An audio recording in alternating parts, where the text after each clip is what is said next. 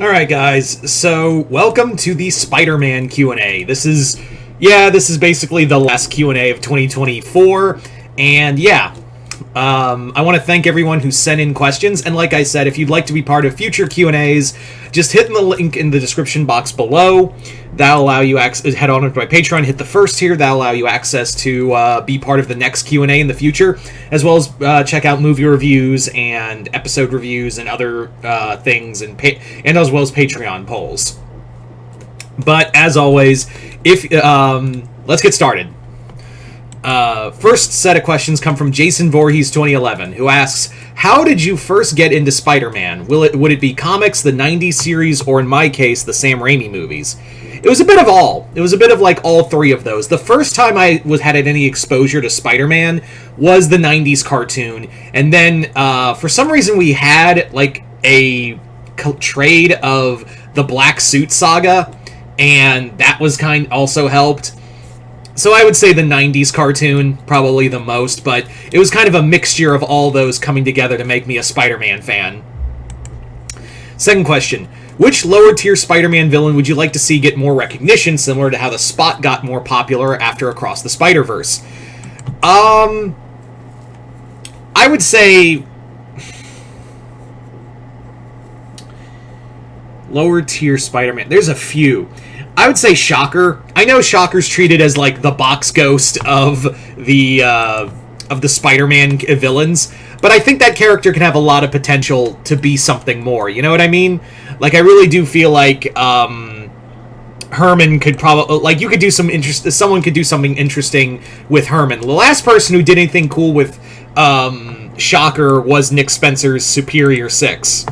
That was about the last time I had seen anyone do anything interesting with that character. Anyway, third question. What's your favorite alternate costume for Spider-Man, outside of the symbiote suit, since that's too easy? Damn. Alright, if we're not going with the black suit, if we're not doing black suit in this scenario, I'm gonna say the PS4, the first black and white PS4 costume. I mean, not black and white, the red and white costume. I really liked.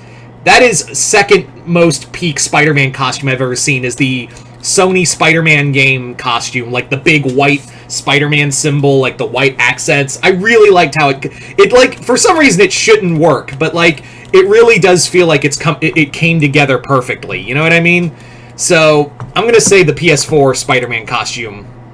Anyway, thank you for those questions, Jason. Moving on now to Alistair Bondman, who asks, a bit of an odd question here, but I've seen a lot of people ship Peter with Laura, aka X-23, and I think they've only met like twice. I've never really got the ship, but what do you think of it? I don't like it. It's kind of a big age difference, and I don't think they'd get along personality-wise. Second question. I don't know if this is true, but I once heard that the 90s Clone Saga, they were gearing up to retire or semi-retire Peter Parker and have Ben Reilly fill the role of the new Spider-Man, so Peter could ride off into the sunset. While it failed with the rise of Miles, most people are accepting him as equal to Peter, if not superior to Spider-Man. Do you think a similar thing? Nope. That's never, like, basically he's asking, like, Alistair's asking, would there be a scenario where Miles takes over as full Spider-Man and Peter rides off into the sunset? Nope, that's not gonna happen. As long as editors have their way, yeah, and there's still people who want to write Peter Parker, that's never gonna happen. Like, they're never gonna, like, Miles is great, and Miles is a great character, but Peter Parker has the nostalgia thing. Peter Parker is marketable still, and as long as Sony still has him, they're going to try their best to keep Peter Parker as the forefront. Anyway, thank you for that question. Your third question is, how would you write a new Flash Thompson story with Peter Parker in it? I think it would be kind of cool, because Flash doesn't have a symbiote anymore, does he? No, I think he still has the anti-venom suit. He's still, like, the Agent Anti-Venom. I think that's what he... so, maybe put it, I don't know, have him going back to, covert ops missions. I really like the whole Agent Venom storyline, so I'd like to see him do more, like, covert ops stuff in At least that's what I would like to do. Like, maybe make a new Secret Avengers team and put him on there. Something like that. Yeah. Thank you for those questions, Alistair. Moving on now to Nolan Unejo, who asks, I want to get into more Spider-Man and Mary Jane stories, but I don't know where to start. Can you help me? I got a few. First and foremost, the J. Michael Straczynski run. That's like the peak of Spider-Man Mary Jane relationship. Like, most of the stuff we think best of is from J. Michael Straczynski's Spider-Man. It also had a lot of cool stuff like Aunt May finding out that Peter was Spider-Man. I'd also say the Dave Michelinie run from the 80s and 90s. That's always good. Sorry, I had to get water. Those are the two that really come to mind. The Michelinie run, as well as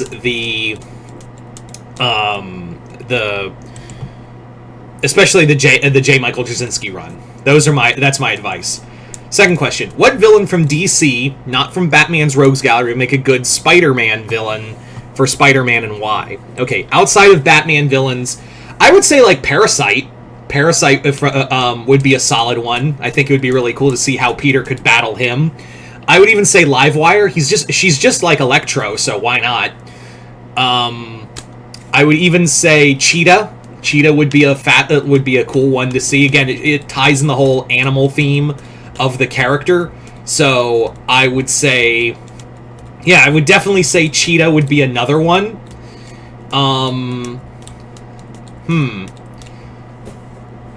I would dare say, who else would be good? Yeah, like I said, Cheetah, Parasite, Livewire, maybe Grodd? The entire also the entire Flash Rogues Gallery. The entire, like, Captain Cold, like, the whole Rogues, like, all of them would could easily work as Spider-Man villains. So, third question. If you could create your own Spider-Man variants, what would they be like? I'd probably make it, like, if I was to make my own Peter Parker variant or something of that degree, I would probably say... that is a tough one. I would probably say something along the lines of maybe like a steampunk Spider-Man who uses, like, piston-powered webbing. Yeah, steampunk Spider-Man. That's the best I got. Anyway, thank you for those questions, Nolan. Moving on now to Christopher Rosa, who asks, how would you write a Spider-Man story where She-Hulk would team up with him, and because okay, I'm trying to read all this. How would you write a Spider-Man story where She-Hulk would team up with him because she reached out to him because she believes he's not so different from her cousin, the Hulk, because she sees both of their misunderstood... I feel like you just kind of... I feel like you just kind of answered your own question. You just kind of wrote the whole story there, Rosa. I don't know how to answer that. Second question. How would you write a horror Spider-Man story set in high school or college where he's fighting supernatural serial killer while keeping his identity secret from his classmates?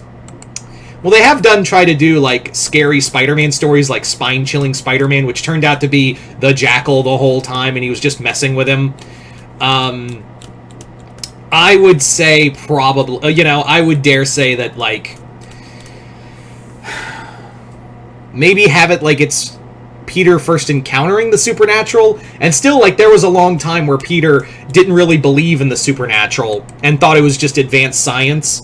He didn't believe in magic. He didn't believe magic was a real thing, so maybe have it like it's like a lost story where Peter's encountering some kind of demon, and there's no Doctor Strange. I wouldn't have Doctor Strange in the story either. I would actually have, like, it's Peter kind of, like, questioning, was that magic? Was that not? I don't get it.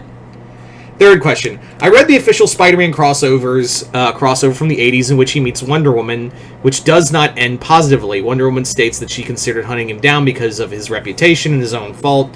He had a bad reputation. How would you write a Spider-Man Okay, basically asking how would you write a Spider-Man Wonder Woman story? I think I would probably have it be...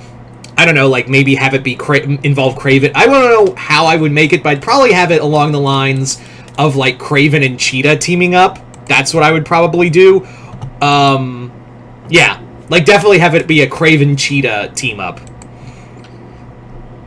I don't know what I could do right out the gate, but something like that. Thank you for those questions, Rosa. Moving on now to Imagine8, who asks, What did you think of Phil Urich's time as the heroic Green Goblin, and should it have lasted longer? That's all I could say to Phil Urich's Green Goblin run, was just I don't like, it wasn't bad, it wasn't good, and I think it lasted as long as it needed to. I also didn't like Phil Urich as the Hobgoblin. Yeah, that was also really dumb, making Phil Urich like the new Hobgoblin, and his Hobgoblin sucked. Like, once they brought back Kingsley, thank God. But still, Urich's time as the Green Goblin, his costume sucked, his story sucked, there was nothing really there. That's the problem, is that there was just nothing there for the character to do, you know what I mean? Like, it just felt like, it was just like, well, we don't have a Green Goblin, Harry's dead, Norman's dead, for now, and there's nothing really, you know, major we want to do for the character. Yeah. So, I don't know, so yeah, that was my whole thing. It just felt like a nothing comic. Anyway, second question. If you could write a version of the Sinister Six using any of Spider-Man's rogues gallery, who would you choose? Okay, my version of the Sinister Six. This is something I've actually thought about a few times, of like, who would I have on my variation of the Sinister Six?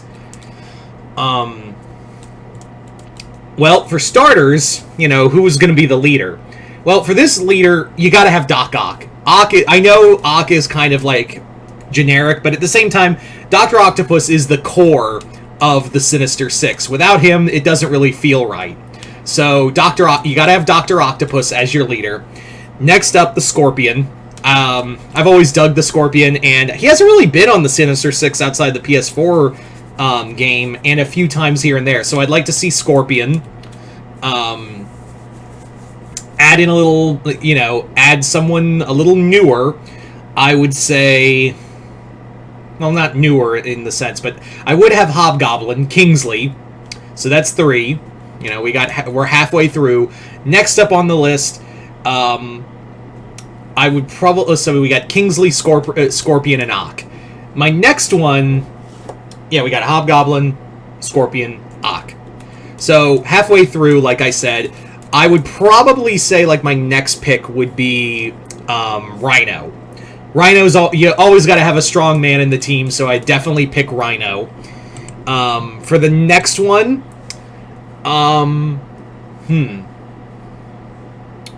See, I never liked the symbiotes on the team. I never liked having people going like, oh, the Sinister Six needs, like, Venom or Carnage or something. I'm like, no, that doesn't work.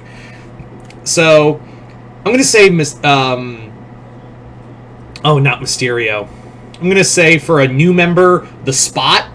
Because, again, the Spot has showcased how, like, dangerous he can be with those portals. So I could see, like, Ock upgrading his abilities. So, yeah. For a wildcard member, I would say the Spot. And finally, for our last member, I would say probably go another classic member, Electro. So there you go. Ock, Scorpion, the Spot, Rhino, Hobgoblin, and oh my god, Electro. I literally forgot who I had just mentioned. Third question. Out of all the misfortune that he's experienced over the years, what, in your opinion, is the worst thing that ever happened to Peter Parker? I know a lot of people are would expect me to say, like, Gwen Stacy's death, but I'm going to go one step further and say one that they tried to retcon out. The death of May Parker in the main universe. If you guys remember, Norman Osborn had had Peter and MJ's daughter kidnapped and murdered. Yeah. Well, I know we all talk about, like, oh, the Joker's done some really horrendous things. Bitch, have you seen what he's done, like, Norman Osborn has done to Peter Parker? Yeah. So, kidnapping, and then it's very much implied that he murdered the baby. That's, that got retcon out. Thanks, One More Day. That's another thing that you can consider the worst thing ever to happen to Peter, is One More Day. Yeah. Yeah.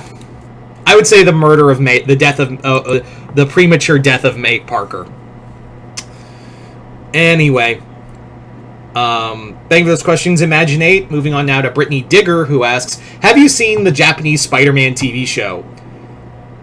Yeah, I love it. It's just absolutely insane. It is just nothing short of just complete and total madness. If you've never seen that show, the Spider-Man show is just nothing short of just fun insanity. It's the Tokusatsu Spider-Man. He has a mech called Leopleurodon. There's so much fun. It's just so much fun and just, like I said, absolute insanity for this entire, the entirety of the show. So yes, I've seen it and I love it. Second question: what are your thoughts on the Sins Past arc?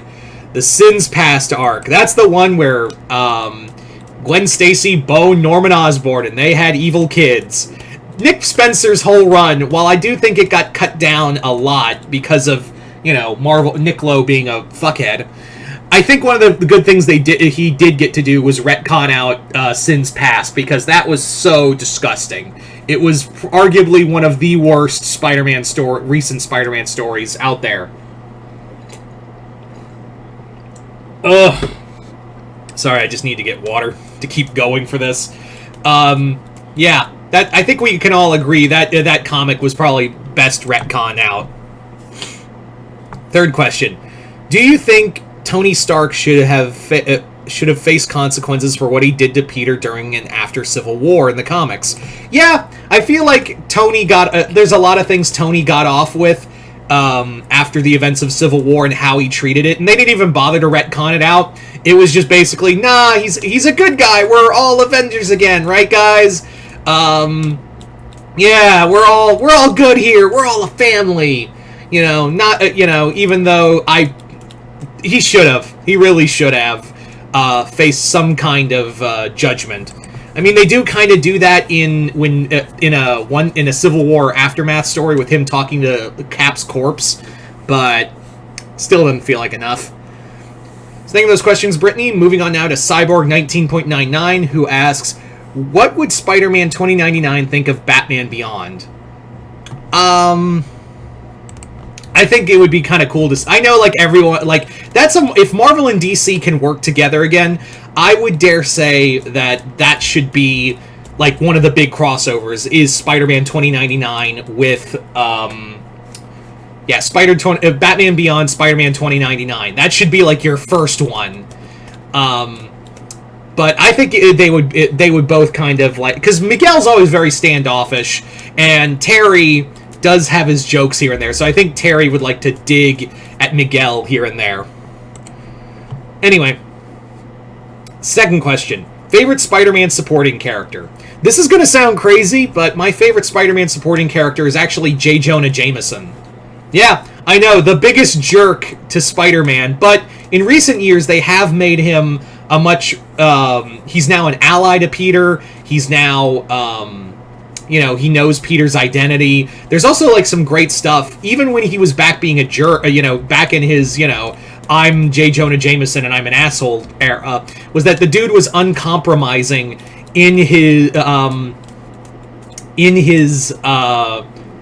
views, and protected, the whole thing of, like, this is the press, we won't be bullied, by corporations or mobs, we're going to tell the truth no matter what. That's what I really liked about Jonah, is that Jonah was just this normal guy, and he's facing, like, literal gods and monsters, and he's just got his, like, his cigar there, and he's just like, get the fuck out my office. What are you waiting for? Chinese New Year? Get out of here. So that's definitely what I really enjoy, that's really what I've enjoyed about Jonah. And again, like, Jonah has shown that he has a heart for his crew and even had a soft spot for Peter even before he was Spider-Man. He knew he was Spider-Man. So I'm going to say Jameson.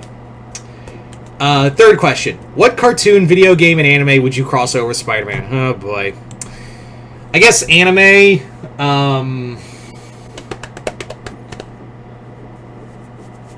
I don't know.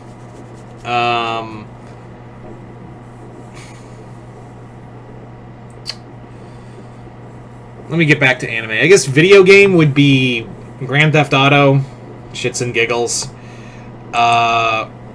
Cartoon, probably Danny Phantom. And I guess anime, maybe Gunsmith Cats. There you go. Anyway, thank you for those questions, Cyborg. Moving on now to Mount Vernon Kid. What's up, Chris? And your first question is, so Joe Kelly will be officially taking over Amazing Spider-Man. Thoughts?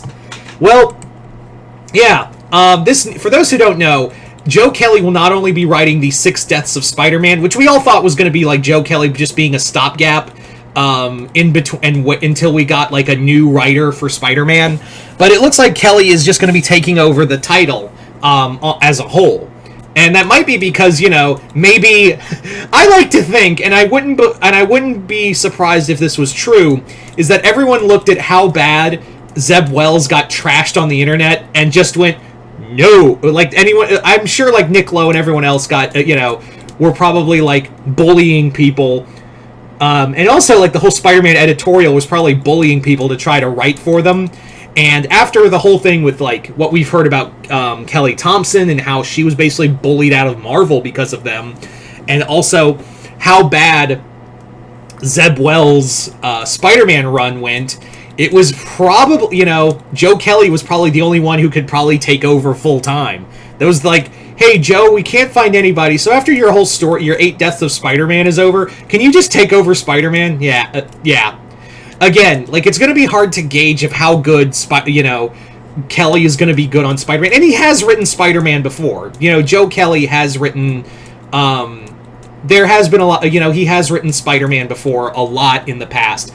So, to have Kelly at mainstream, and he's a big-name writer, but again, I don't know if, like, him having that kind of big of a name is going to give him any extra help to write this character. It's just Spider-Man editorial is so fucked.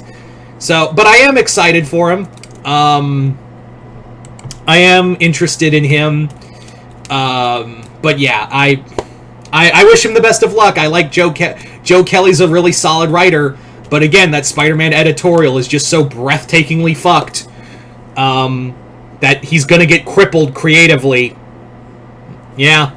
But again, I really do, and again, I could be wrong, and this is just me thinking out loud. This isn't fact, but I do believe what probably happened was, again, like I said, Kelly was going to just do the stopgap story with 8 Deaths of Spider-Man, and then just wait until, okay, new writer comes in, but after how bad Zeb Wells got it online, and also how bad his story was, and the stories he wanted to tell because of how crippled they were. Also, not to mention, like, how they bullied Nick Spencer off the book, how they bullied Kelly Thompson off the book.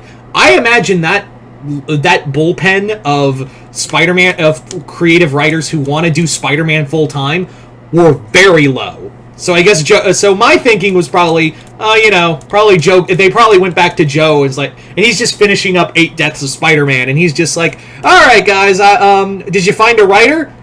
That's the thing, Joe. You're the writer. Yeah, we found him. It's you. we found we found the Spider-Man our new Spider-Man writer. It's you. Congratulations. But what if you're the new Spider-Man writer, Nick? Come on, I got other project. Nick, no. You're Spider-Man writer now. Enjoy. I'll be watching your stuff like a hawk with a bullwhip in his talons. Bye. Motherfuckers. Sorry about that. Anyway, so, like I said, yeah, that's just how I feel it went. That's how I personally, in my head, like to think how it went. So, second question. Would you like to read the Spider-Boy series? Why, you offering, bro? I would dare say, you see, I'm like of both minds about it, because like I've heard of the Spider-Boy comic it's a Dan Slott book, right? It's a Dan Slott comic, and like we know how modern day Dan Slott creatively, how he is creatively, but like at the same time I'm like morbidly curious. You know what? I'm gonna say no. I'm gonna decline on the Spider-Boy books because A, Dan Slott, B, it's a character I have no desire to read.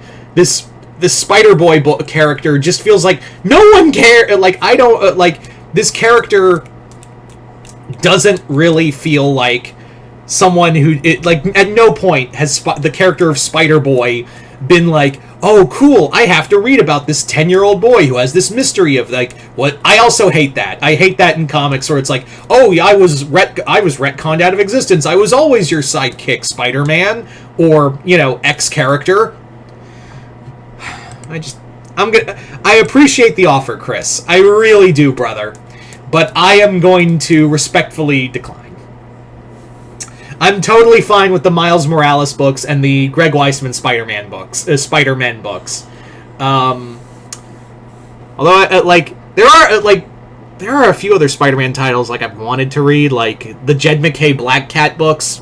Wanted to read those. I know that run was over, but yeah. Where was I going? Oh yeah. So yeah, I'm gonna respectfully decline on that, bro. Third question. In your opinion, who's Peter's best friend in the superhero community? Human Torch or Daredevil? Oh, this has always been a question a lot of us have asked ourselves, hasn't it? Like, this was always a question a lot of people have debated and thought about and asked ourselves. I am gonna say, I think Johnny and Matt both are solid characters for Peter to be friends with. I think both have had a long-standing, friendship with Peter. But here's the thing. I'm going to give it to Johnny. As much as I love Peter and Matt's friendship, Peter and Matt see each other as brothers. The two of them have fought and bled to protect the other person from danger. But the reason why I'm giving it to Peter and Johnny is because it's not just Johnny he's friends with. It's the entire Fantastic Four. I've always loved Peter's relationship with the entirety of the Fantastic Four because it gave him a family. They treat him like a family. I mean, yeah, Peter hasn't been on the, the safe side, the fun side of the Fantastic Four as of late, but he's even yeah, they'll forgive me at some point. I've done dumb shit before and they'll forgive me.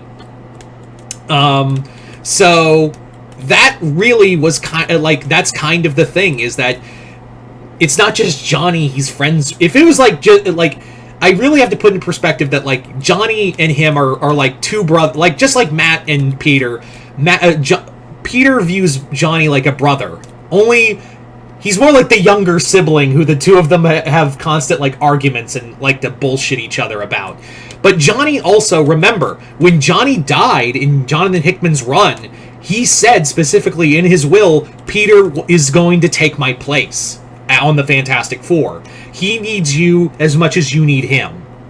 So to have when Peter was part of the Fantastic Four, that was because Johnny needed him. Do I think Matt and him are Matt and Peter's relationship is great as friends? Yeah, again, they view each other as brothers, and multiple times have I seen Peter or Matt fighting to the death to protect the other one when the other one was down. But Johnny represents something I like more, is seeing Peter with the Fantastic Four, who see him as part of the family. They see Peter as a member of their own. He's been a member of their own multiple times. So I'm going to give it to Human Torch because by extension, it's not just Peter he's friends with. I mean, it's not just Johnny he's Peter's friends with. It's the rest of the Fantastic Four. So there you go. Thank you for those questions, Chris. Moving on now to David Deister, who asks, if you were given the keys to write the Amazing Spider-Man title, what would your run be all about? You mean if I didn't have the Spider-Man editorial breathing down my neck and, keeping me from doing anything? I would say, yeah, I'm going to do what everyone... I know it's a generic answer, but get back together. Get Peter and MJ back together. That's, yeah, fuck off. Tell Paul to fuck off. I'm not going to make him a villain or something, but I am going to have him be the beta male... I am going to definitely bring out the beta male cuck energy Paul exudes. Definitely bring out that. Maybe even not as like have him go full supervillain, but definitely have him be like he's been like working for Mephisto the whole time or some shit. I know it's petty. I know. I'm well aware that this is some petty shit I'm saying. But you know what? I don't fucking care. My overarching thing would be probably, you know, a big overarching plot would probably be the spider, you know, the Norman is ready to tear apart Peter's life for good and just destroy him and have basically like the Sinister Legion. Like it would be like a Spider-Man event. Like that would be how I would end it, is like one massive Spider-Man event, and Peter and the rest of the Spider-Man family, not like the Spider-Verse, just the Spider-Man family, like Black Cat, Miles, Kane, Ben, even. I would cut out the Chasm shit, too. Oh my god. Absolutely 100% cut out the Chasm bullshit. And have it that, like, Peter comes back to, you know, Peter actually, like, not, like, literally knock some sense into Ben, but be like, dude, you're my brother, please stop. Like, just accept him as his brother and all that, and give him the memories and all that. So, Ben Reilly would be back to being Scarlet Spider. We'd have Kane. Well, I think I would keep the Chasm thing, but it would be like, that would be Ben's new moniker, and have Kane go back to being Scarlet Spider. So yeah, but they would be part of this whole, getting back on topic, is that they would be part of this, like I said, Miles, Spider-Boy, to an extent, because he is a Spider-Man character. But it would be one giant Spider-Man event where all of Spider-Man's villains are like being orchestrated by Norman to attack everyone in Peter's life. And the entire Spider-Man family has to like fight off this threat. I'd even throw in the Fantastic Four as part of this too, because they're part of Peter's family too. And at the end of it, it would be the wedding of the remarriage of Peter and MJ. But at the same time, Mephisto shows up and just is what? Because again, the old Parker luck. Peter Parker can't, you know, win something without losing something in return. And it would be this moment where Mephisto is like, "All right, you reneged on my deal. I'm gonna back out of my deal. So enjoy having a dead aunt." And that's when the bullet that Mephisto healed, you know, the bullet wound happens and Aunt May dies. Because I think it's time for Aunt May to go. Like, now we have a new status quo. Like, Peter's married, Aunt May is gone, but there's still, like, now he gets to rebuild a new life and see what that is now with Mary Jane back at his side. You know what I mean? So there you go. Second question. What DC villain would be perfect for Spider-Man? I kind of already answered that. Sorry, bro. Third question: How would you direct MCU Spider-Man college trilogy? Okay, who would you? Tongue-tied. Who would you get to direct the MCU Spider-Man college trilogy? I don't know. I honestly don't know who I would get to direct. I really don't know who I'd get to direct that. I really do feel like.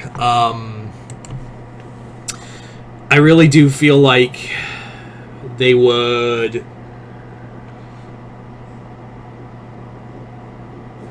I really feel like it has to be like some. I don't know. I suck at directors. That's my only answer. Sorry, David. But thank you for the questions. Regardless, moving on now to John McKinney, who asks, if Norman Osborn Green Goblin had been recast in the MCU or when rebooted for the first time, who would you have picked? Your pick, you said, was Jason Isaacs. Actually, that's not a solid. That's not a bad. That's a pretty solid pick. Jason Isaacs would be a pretty solid Norman Osborn. Although I would say Isaacs was my pick. Is still my pick for Mr. Sinister for when the MCU goes mutants. So I would more than likely say Jason. But Jason Isaacs is a solid one. I would probably say like shit.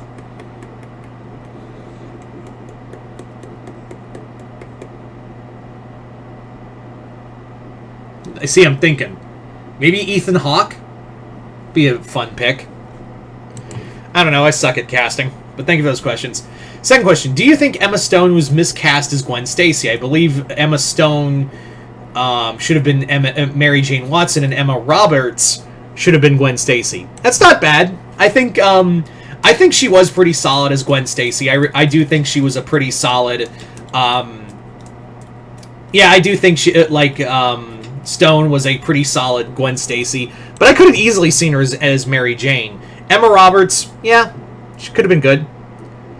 Third question: what is your favorite episode of the '90s Spider-Man cartoon? Yours were Enter the Green Goblin and Turning Point.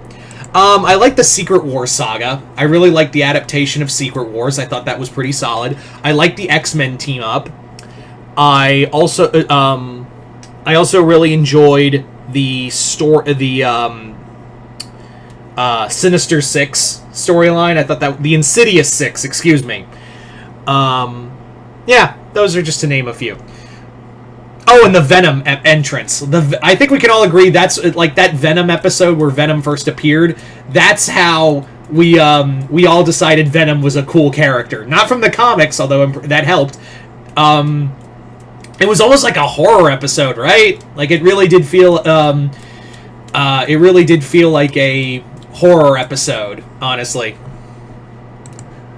But yeah, those are just to name a few. Thank you for those questions, John. Moving on down to Bill McLaughlin, who asks, who is a writer that hasn't written for Spider-Man would you want to write the Spider-Man ongoing?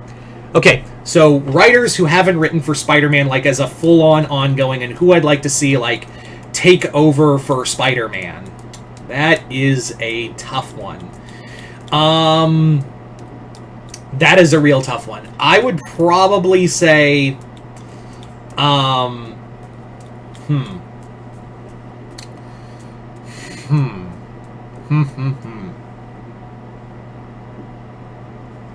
Kelly, I would have liked to have seen what Kelly Thompson could do.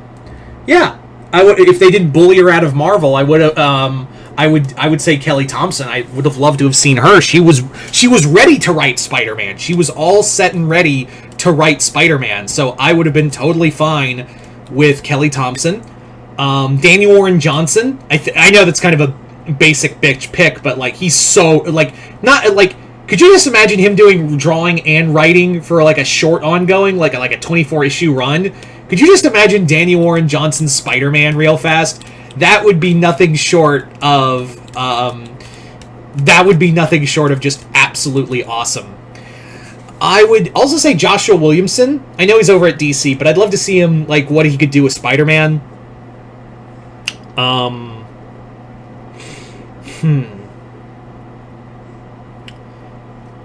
Jed MacKay. Yeah, Jed MacKay. I would like to see... Jed MacKay clearly has a love for Spider-Man, but he just can't get there yet. So I would say Jed MacKay's Amazing would be really solid. Second question. Do you think Marvel Editorial is ever going to let up and let Peter be happy? Nope. Absolutely not. Fucking Nick Lowe and everyone else of those motherfuckers are never going to let him happen because, God forbid, we have a different status quo for Spider-Man. Yeah. That's never going to happen. I'm sorry to report. Third question. Which Spider-Man villains do you feel are underrated? Oh, which Spider-Man villain do you feel is underrated? I'd say Shocker. Probably because I have a heart, like a soft spot for him. Yeah, definitely Shocker. Thank you for those questions, Bill. Moving on now to Dominique Fuentes, who asks, what would Peter Parker think of Sora post Kingdom Hearts 3? Kid, you got issues. That's really all Peter would say, is just like, kid, you have got some serious issues. Second question, if Spider-Man joined Captain America instead of Iron Man during the events of Civil War, would we not get the horrible comic one more day? I feel like it would have happened. He did join. Like, that's the thing. Like, he did join eventually on Cap's side, but that was after the fact. And he still got, the kid still got, he still got shot. Mary still got shot. I think, again, it was going to happen regardless of which side. So, that's kind of the sad truth, is that it was going to happen no matter what. Third question. Would Mr. Freeze make a great Spider-Man villain on an emotional level? I think he would. I think Peter would. I think Mr. Freeze could easily work as a Spider-Man villain, no doubt about it. I really do think he'd be a solid pick for yeah, I do think he would be a solid pick for a Spider-Man villain, and I think Peter would have a lot of emotional connection to him about loss and all of that. So think of those questions, Dominique. Moving on now to Hunter Johnson, who asks, what would Ash Ketchum look like if he wore the Spider-Man costume? Like a dick. He would look like a total fucking klutz. Second question, could you see Spider-Man having pizza with the crystal gems? Short answer, absolutely. Third question, what would Spider-Man think of Sailor Mercury? I think the two would geek out over about science and shit. That's really how I think it would go, is that the two would absolutely geek out about science and shit like that. So thank you for those questions, Hunter. Moving on now to Tom Hibbert, who asks, what are your thoughts on the Andrew Garfield arc from Spider-Man No Way Home, where he's essentially lost himself after losing Gwen and finally redeemed himself after saving MCU MJ? I really liked it. I think Andrew Garfield was not the problem with those Spider-Man movies. The writing and everything else was what was wrong with it. So to see that, that redemption for Andrew Garfield's Spider-Man was really cool. I think that's, No Way Home is probably one of the best Spider-Man movies, but I really do think that Andrew Garfield's storyline of losing himself and becoming bitter because of it really had a cool hand in doing all of that.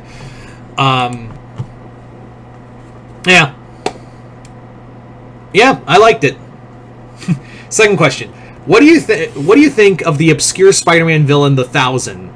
I asked because I always found him to be one of the creepiest. Oh yeah, okay. For those who don't know who the Thousand is, the Thousand was it was a part of a Garth Ennis Spider-Man story. Yeah, wrap your head around that. Garth Ennis wrote a Spider-Man comic where he created this villain called the Thousand, who was this other bully, not Flash Thompson, who essentially just bullied Peter, and then saw him get bit by the radioactive spider, and saw that Peter Parker was Spider-Man. So he went back to the lab to try to find the Spider-Man. The spider that bit him, it died. So he's like, cool, I'll just eat it. And then his body just became a bunch of spiders. And he would kill and absorb people's consciousness as an army of spiders. It's as gross as you think. It's really disgusting. Yeah. Yeah, it's pretty awful. I thought it was I think it's a cool story, but yeah, he is probably one of the grossest Spider-Man villains. Third question. I noticed that Penny Parker, a.k.a. Spider, has been getting a lot of attention lately, not from just the Spider-Verse, but also in Marvel Rivals, and considering she's an anime version of Spider-Man. If you were to make Penny Parker anime, how would you go about doing it? What art style? I think a Penny Parker anime would be really cool. I don't know how I would personally create it, but I would probably say, probably give it to Studio Trigger. That'd be cool. Could you imagine that anime style, the people behind Panty and Stocking and just so many other great anime out there. Albeit, I think the ending, if it was part of Studio Trigger, the ending would probably make no goddamn sense, and you'd be asking for a season 2 that you would never get. But I do think it would be pretty solid. I do think it would be a pretty solid storyline. I think it'd be a solid anime. So there you go, guys. That is pretty much the Spider-Man Q&A. This is also, like I said, the last Q&A of 2020. Yeah, of 2024. And yeah, I want to thank everyone who sent in questions. And as always, I'm Mr. Multiverse. I'll see you next time in the Multiverse.